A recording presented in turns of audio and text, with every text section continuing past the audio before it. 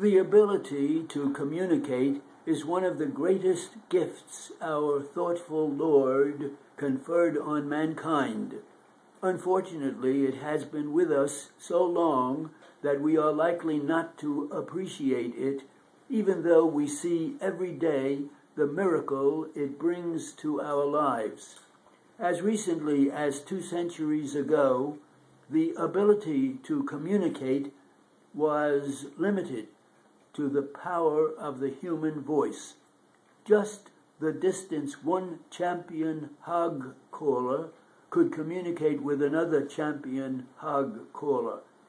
Today, those two voices can go around the world in 1/30th of a second.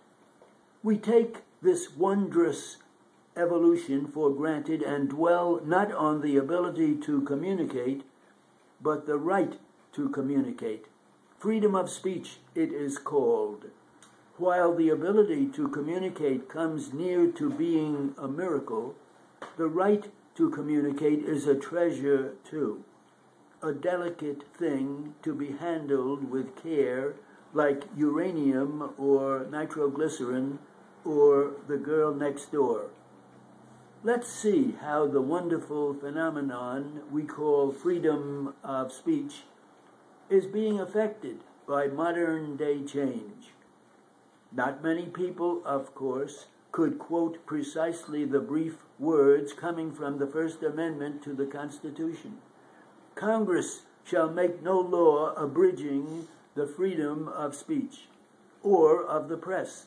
Yet, from these words there has flowed quite a bit of rhetoric and legal vibrations that wander far, far afield from what was really intended. What would the drafters of the Bill of Rights think if they could read the wretched pornographic publications that are for sale today, or if they could see the incredible films that do violence to the taste of most of us? All of these magazines are included by some misguided persons under the umbrella of the 14 words of the First Amendment. Against this rather sad backdrop, you could well expect me to tell about how basic freedoms are being adversely affected by dramatic changes from which we may never recover. We have indeed changed our trappings. We have indeed changed our lingo. We have indeed changed our style, but nothing we see today is truly new. We have seen it all in some image before. Let's talk quite frankly about some of the things in the world of communications that concern a lot of our citizens, and see how they look in the light of history. First, take the matter of violence on television and violence on the screen. From that bitter moment in November 1963, when Jack Ruby shot and killed Lee Harvey Oswald in full view of a national television audience, we have become increasingly absorbed in violence on TV. Millions of Americans are understandably worried by the trend. 3 cartoon programs out of 5 have violence woven into the script. Over a third of the network programs that are on prime time are designed on a fabric of blood, mayhem, murder, and death. And we are told that an act of violence is portrayed on the tube every few minutes. But is this problem a new one? It is not. The fascination of the human mind for bloody entertainment has made a black imprint on history before. Do you remember the society of Rome of the 2nd century?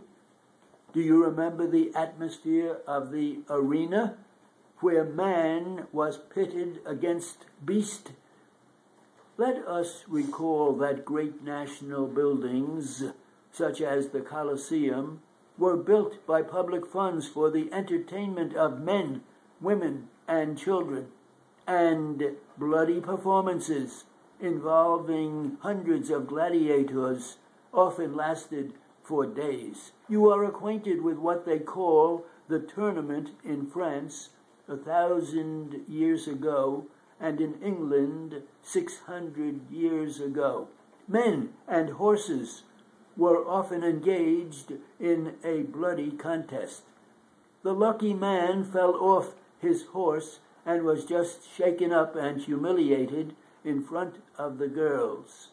The less lucky man might end up with a lance through his vitals as the crowd cheered, even as on television and film today. Truly, the more things change, the more they are the same.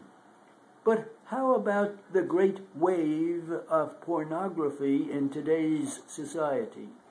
Do you think that is without precedent? Not at all.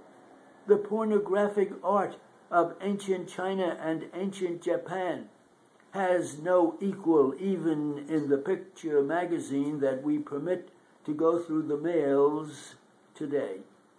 As a matter of fact, the lascivious writings of 12th century England or 14th century Italy would compete effectively with the most extreme books of today and the worst X-rated movie.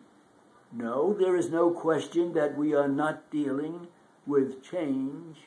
We are dealing with phenomena that have long and well-recorded historical precedent.